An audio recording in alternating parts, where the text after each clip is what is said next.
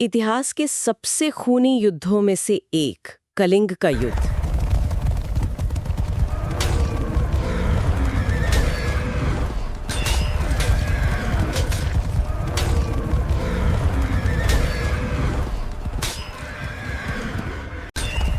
सत्ता के नशे में चूर विजेता सम्राट के दिमाग में अचानक अहिंसा और करुणा का विचार कहां से आ गया?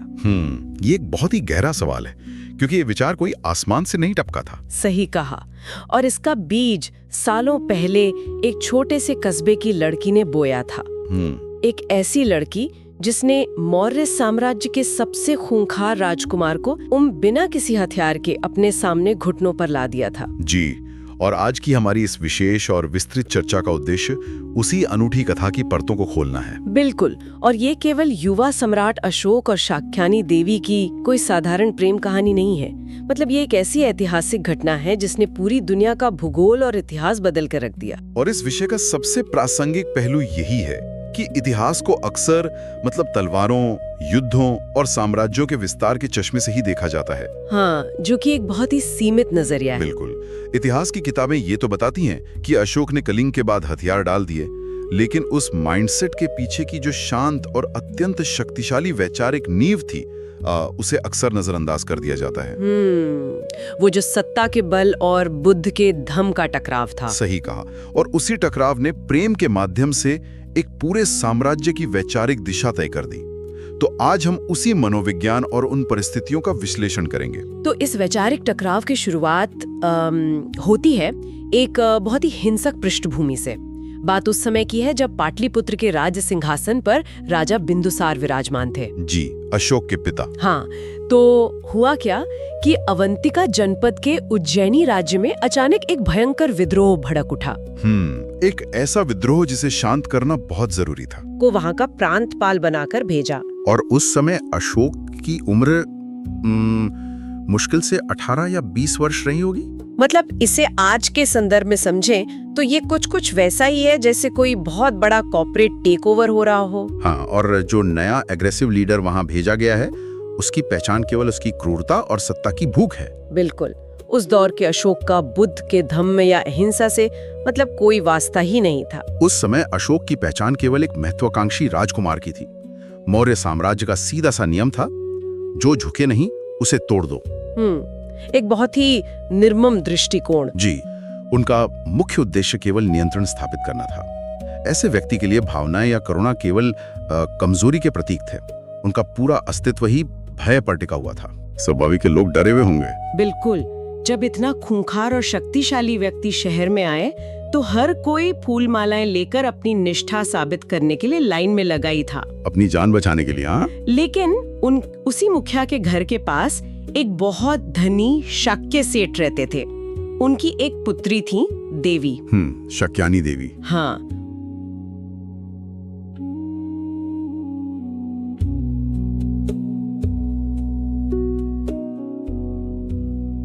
और देवी ने बाकी पूरी दुनिया के विपरीत एक फैसला लिया। उन्होंने अशोक से मिलने जाने से साफ इनकार कर दिया। वाकई ये एक बहुत ही असाधारण कदम था। सोचने वाली बात है, शहर में सत्ता का सबसे बड़ा और क्रूर चेहरा आया हुआ है और देवी कह रही हैं कि मुझे नहीं मिलना, मेरे पास और भी काम है।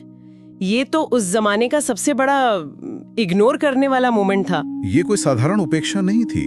उस समय के समाज में एक शाही प्रतिनिधि के आमंत्रण या उपस्थिति को इस तरह नजरअंदाज करना सीधा सीधा मृत्युदंड को बुलावा देना हो सकता था। बिल्कुल, किसी की भी जान जा सकती थी। हाँ, और अशोक जो केवल लोगों को अपने सामने खौफ से कांपते हुए देखने के आदी थे, उनके लिए ये एक बहुत बड़ा मनोवैज्ञानिक झटका था। उनके अहंकार को चोट लगी होगी। सही कहा। उनके अहंकार को एक ऐसी स्त्री ने चुनौती दी थी जो अपनी गरिमा और अपने मूल्यों में पूरी तरह से स्थिर थी।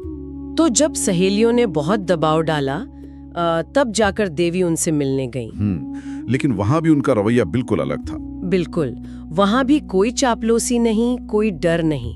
अत्यंत स्वाभिमान के साथ उन्होंने राजकुमार अशोक को केवल फूलों का एक हार भेंट किया और शांत रही। और यहीं से कहानी पूरी तरह एक नया मोड़ लेती है। हाँ, एक ऐसा राजकुमार जिसे लोग खौफ की नजर से देखते थे, वो देवी के इस असीम साहस और निडर व्यक्तित्व से गहराई से प्रभावित हुआ। स्वाभाविक है, वो उनके स्वाभिमान से आकर्षित हुए।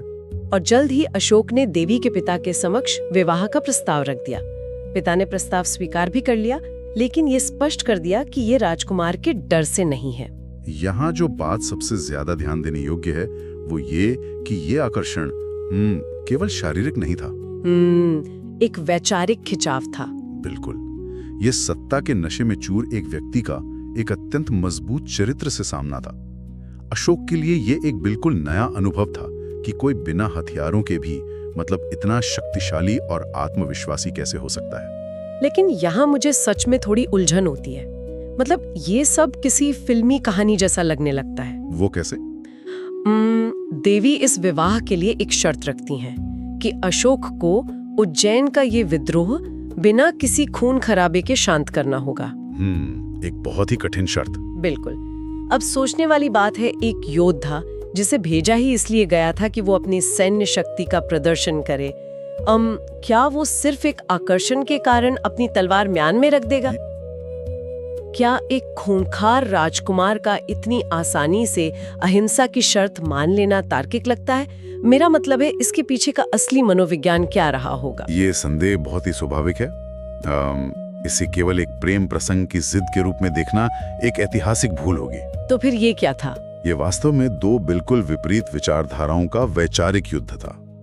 देवी का परिवार बुद्ध के प्रेम, मैत्री और करुणा के मार्ग के प्रति पूर्णतः समर्पित था। यानी उनके लिए अहिंसा कोई विचार नहीं बल्कि जीवन जीने का तरीका था। बिल्कुल सही। देवी ये देखना चाहती थी कि क्या इस क्रूर योद्धा के भीतर करुणा का कोई भी बीज मौजूद है या नहीं। एक तरह का परीक्षण। हाँ, और दूसरी तरफ अशोक के लिए ये अपने आप को साबित करने की एक नई तरह की चुनौती थी। उन्होंने आज तक हर लड़ाई हथियारों से जीती थी, और देवी ने उन्हें एक ऐसी लड़ाई जीतने की चुनौती दी थी जहां उनका सबसे बड़ा हथियार उनकी क्रूरता किसी काम का नहीं था। बिल्कुल। लेकिन यहाँ एक बात खटकती है। जब हम गौतम बुद्ध के जीवन और उनके विचारों के फैलाव को देखते हैं तो उनका पूरा प्रभाव कपिलवस्तु और उसके आसपास के क्षेत्रों में था। भौगोलिक रूप से वो क्षेत्र मुख्य था। हाँ, तो देवी का परिवार जो शाक्य कुल का था और बुद्ध की शिक्षाओं को इतनी गहराई से मानता था, वो कपिलवस्तु से इतनी दूर उज्जैन के पास इस वेदिसागिरी क्षेत्र में क्या कर रहा था? इस सवाल का जवाब हमें इतिहास के एक बहुत ही स्याह और दर्दनाक अध्याय की ओर ले जाता है। कैसा अध्याय? गौतम बुद्ध के महापरिनिर्वाण के बाद, यानी उनके शरीर त्यागने के बाद, राजनीतिक परिस्थितियां बहुत तेजी से बदली। कौशल के राजा प्रसेनजीत के पुत्र थे विदुरम। विदुरम का नाम इतिहास में आता है। जी, विदुरम को बचपन से ही उसके ननिहाल यानी शाक्यों द्वारा दासी पुत्र होने का ताना दिया गया था। ओह, तो ये एक व्यक्तिगत रंजिश थी। बिल्कुल। जब विदुरम सत्ता में आया तो उस प्रतिशोध की आग में उसने कपिलवस्तु में शाक्य परिवारों पर भीषण अत्याचार किए। एक बहुत बड़ा नरसंहार हुआ। यानी देवी का परिवार उस भयानक हिंसा का भुक्तभोगी था। ठीक कहा। उसी भीषण रक्तपात से बचकर कुछ शाक्य परिवार अपनी जान बचाकर वहां से भागे। वे जंगलों और दुर्गम रास्तों से होते हुए वेदिसागिरी आ गए, जो आज के समय में सांची और विदिशा का क्षेत्र है। जी।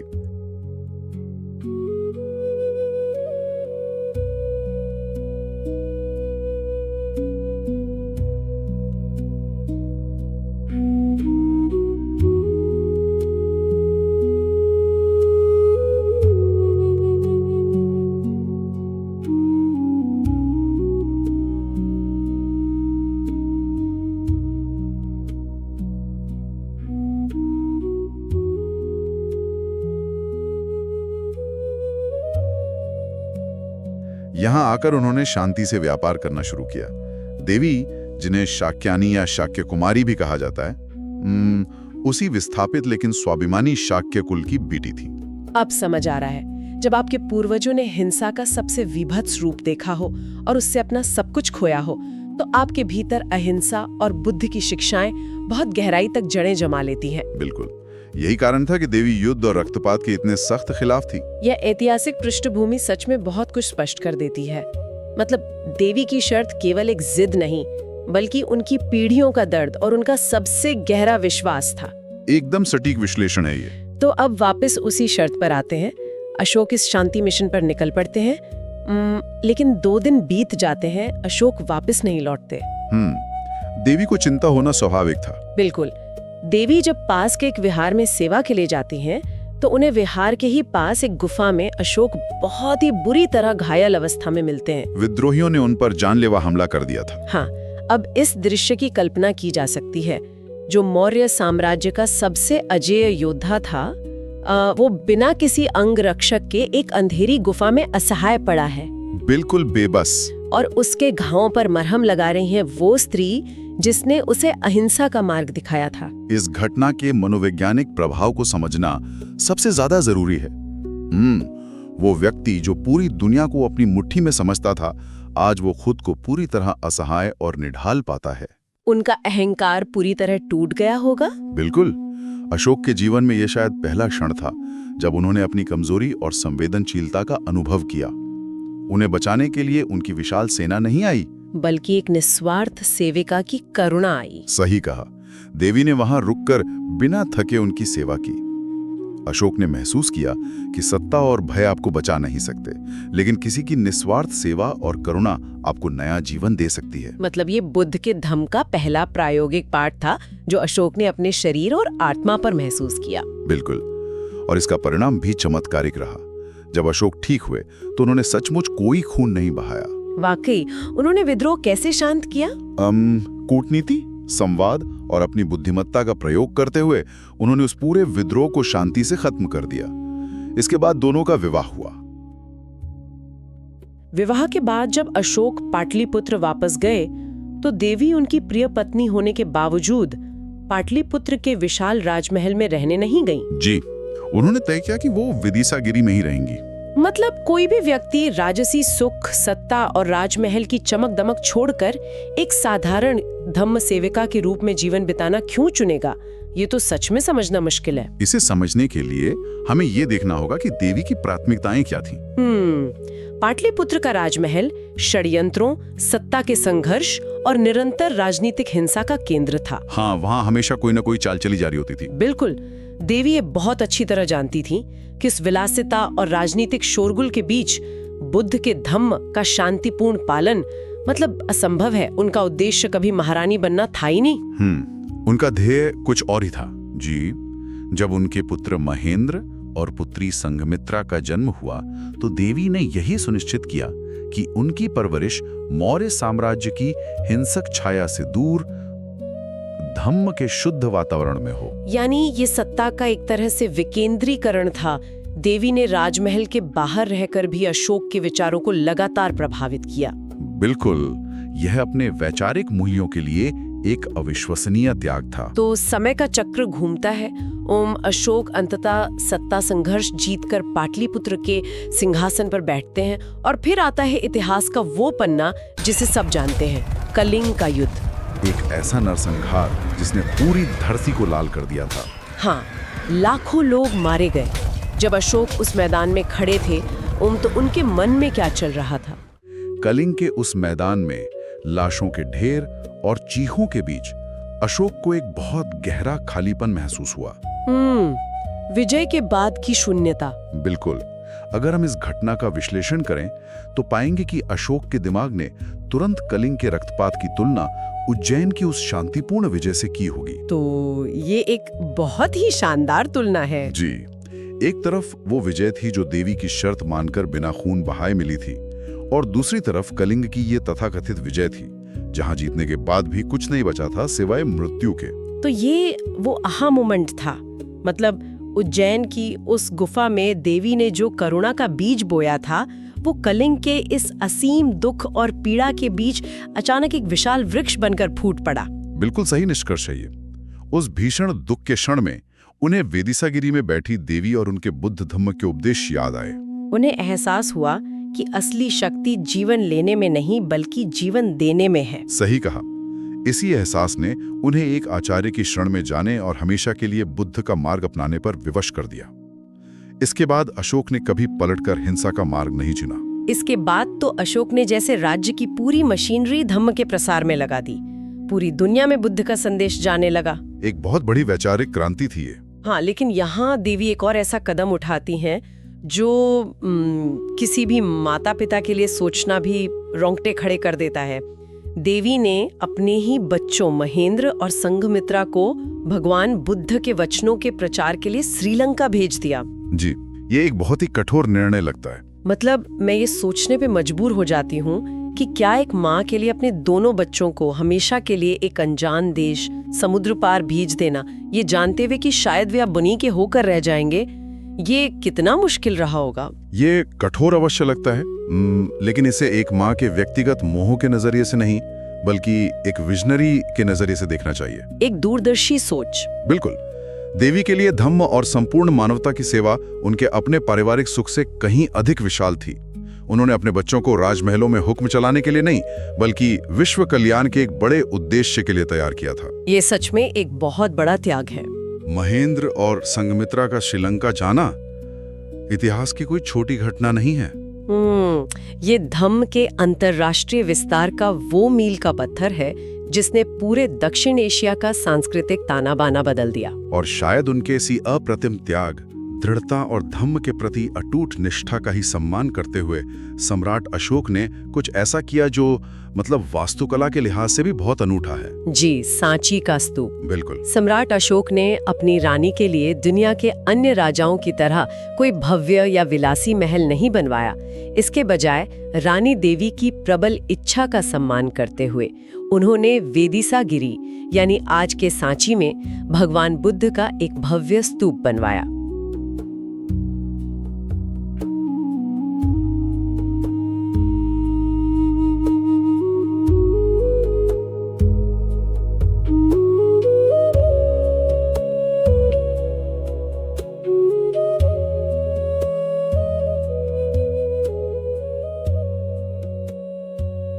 ये एक बहुत ही प्रतीकात्मक निर्णय था। कैसे? एक महल जो होता है वो अहंकार, सत्ता और सांसारिक शक्ति का प्रतीक होता है। महल समय के साथ खंडर हो जाते हैं, लेकिन स्तूप बुद्ध के मन, नश्वरता और करुणा की विचारधारा का प्रतीक है। यानी सांची का स्तूप केवल ईंट और पत्थरों का ढांचा नहीं है। बिल्कुल नहीं। ये कोई ताजमहल जैसा व्यक्तिगत प्रेम स्मारक भी नहीं है। ये वास्तव में उस महान विचारधारा यानी धम्म का स्मारक है जिसने एक हिंसक योद्धा को शांत कर दिया था।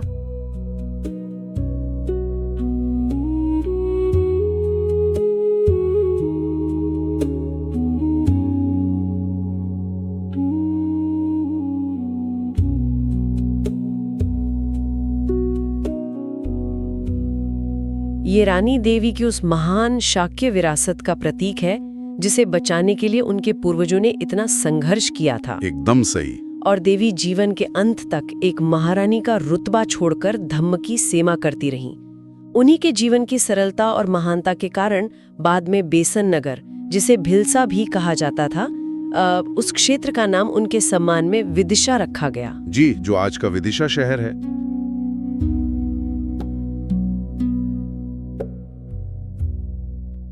तो अगर हम इस पूरी चर्चा को समेटें तो यह स्पष्ट हो जाता है कि ये केवल एक राजा और एक सेठ की पुत्री की कहानी नहीं थी।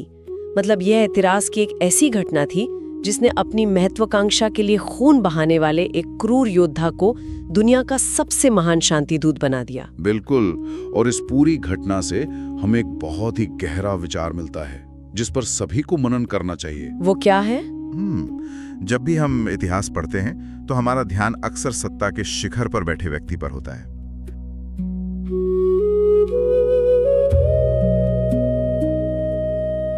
लेकिन दुनिया में जब भी सत्ता और शक्ति कोई बहुत बड़ा और सकारात्मक बदलाव लाती है तो उस शक्ति के पीछे अक्सर एक मौन, शांत और अत्यंत दृढ़ वैचारिक शक्ति काम कर रही होती है। बहुत ही गहरी बात कही आपने। आज दुनिया भर में बुद्ध का जो करुणा और शांति का संदेश फैला हुआ है, क्या उसकी कल्पना उस एक स्वाभिमानी लड़की के बिना की जा सकती है? सच में, वो लड़की जिसने दुनिया के सबसे शक्तिशाली राजकुमार की आंखों में आंखें डालकर उसे हिंसा त्यागने की शर्त रखी थी। ये हमें सोचने पर मजबूर करता है कि क्या हम भी अपने आदर्शों और मूल्यों पर इतने ही दृढ़ रह सकते हैं, क्योंकि ये कथा इस बात का प्रमाण है कि एक व्यक्ति का दृढ़ मूल्य और बिना शर्त करुणा समय आने पर दुनिया के सबसे क्रूर साम्राज्य की दिशा बदलने की ताकत रखते हैं।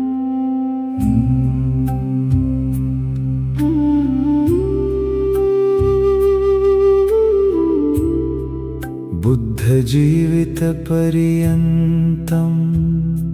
शरणं गच्छामि।